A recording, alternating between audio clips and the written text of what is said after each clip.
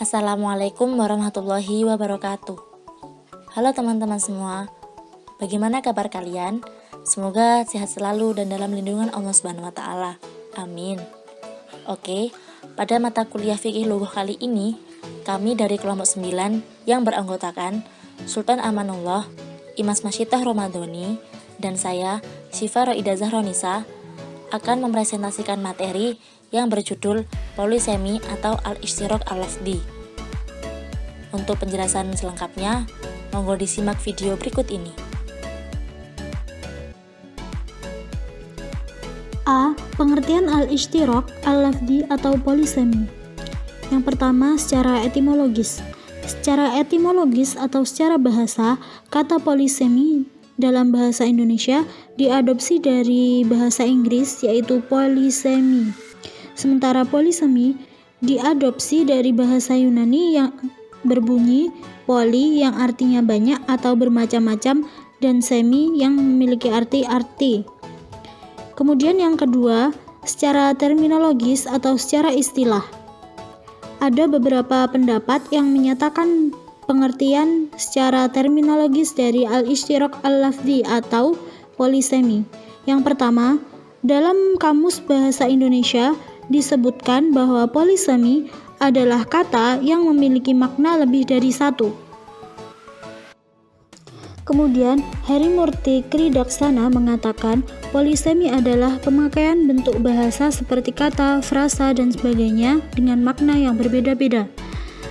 Dalam kajian linguistik Arab, polisemi sama dengan al-ishtiraq al-lafzi karena menurut Wafi, al-ishtiraq al-lafzi adalah lil kalimatil wahidah iddatun ma'ani tutlaqu ala kulli minha ala tariqil haqiqati lal majaz, yang artinya satu kata mengandung beberapa arti yang masing-masing dapat dipakai sebagai makna yang denotatif atau hakikat dan bukan makna konotatif atau majaz.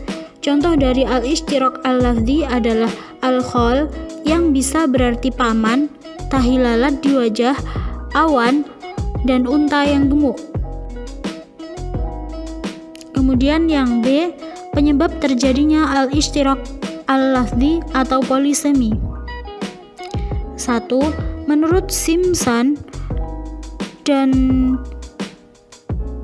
Gusta dalam Pateda, di antara penyebab-penyebab kata bermakna polisemi adalah kecepatan melafalkan leksem, misalnya bantuan dan bantuan.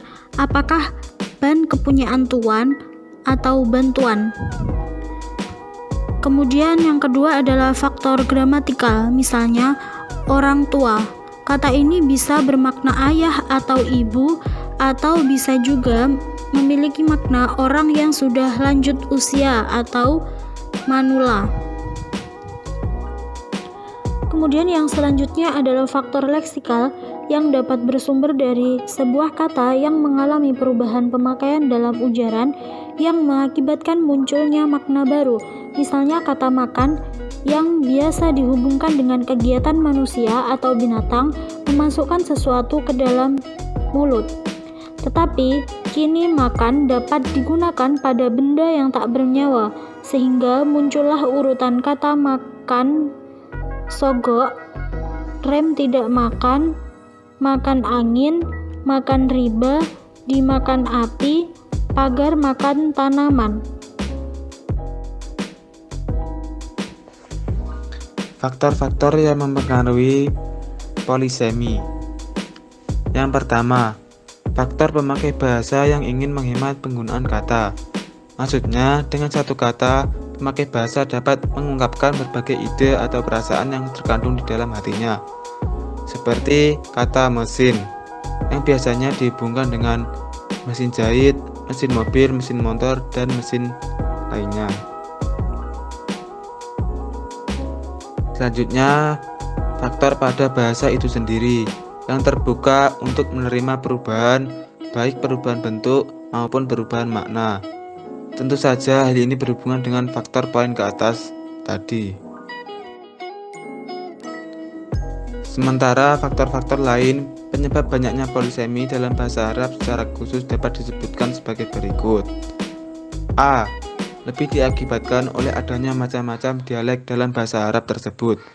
Sementara banyaknya dialek lebih diakibatkan oleh banyaknya kabilah, dan setiap kabilah memiliki dialek masing-masing. Macam-macam dialek ini dikodifasikan dalam beberapa mu'jam, sehingga tersusunlah macam-macam kata dengan berbagai makna yang terkandung di dalamnya. B.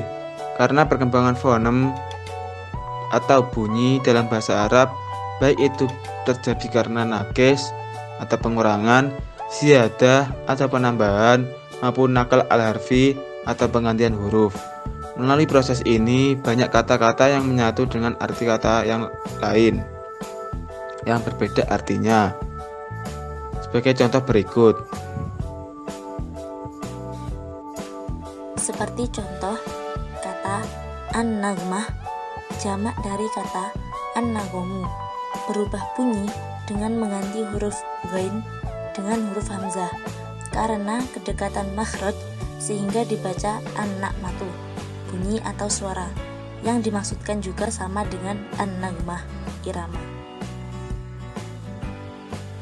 Faktor penyebab polisemi dalam bahasa Arab pada poin ketiga, yakni perubahan sebagian kata dari arti yang hakiki kepada arti yang metaforis karena adanya keterkaitan arti dan seringnya dipakai arti metaforis tersebut menjadi kata hakiki.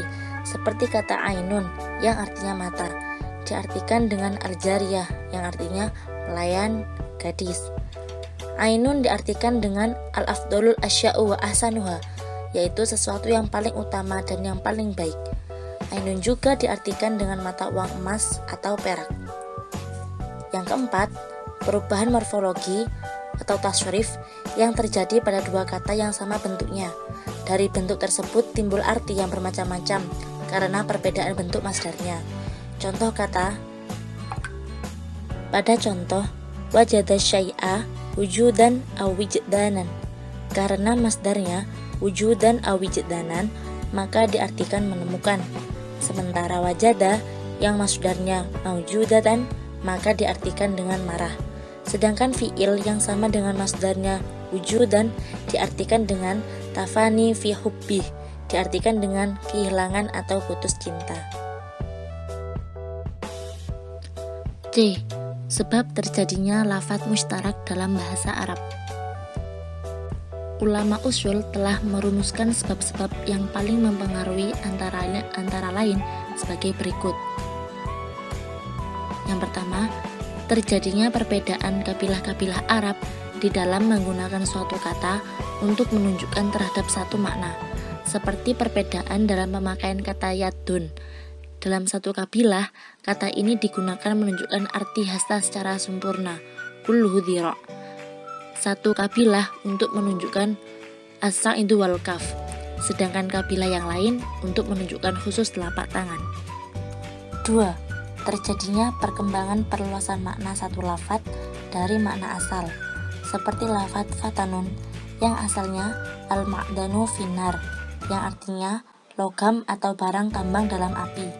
Selanjutnya digunakan untuk menunjukkan arti al-ittihadu fid dini, yang artinya penindasan agama. Kemudian bermakna al-wuqu'u fid dolali, yang artinya terjerumus dalam kesesatan. Yang ketiga, terjadinya makna yang berkisaran atau keraguan-raguan tarot dada antara makna hakiki dan makna istilah urfi, sehingga terjadi perubahan arti satu kata dari arti bahasa ke dalam arti istilah, seperti kata-kata yang digunakan dalam istilah syarak, seperti lafadz as-sholah yang dalam arti bahasa bermakna doa, kemudian dalam istilah syarak digunakan untuk menunjukkan ibadah tertentu yang telah kita maklumi, yaitu sholat. Baik, mungkin cukup sekian yang dapat kami sampaikan. Kurang lebihnya, kami mohon maaf yang sebesar-besarnya. Terima kasih kepada teman-teman yang telah menonton video ini. Semoga bermanfaat bagi kita semua. Amin, amin ya rabbal alamin. Thayyib, akhirul kalam. Assalamualaikum warahmatullahi wabarakatuh.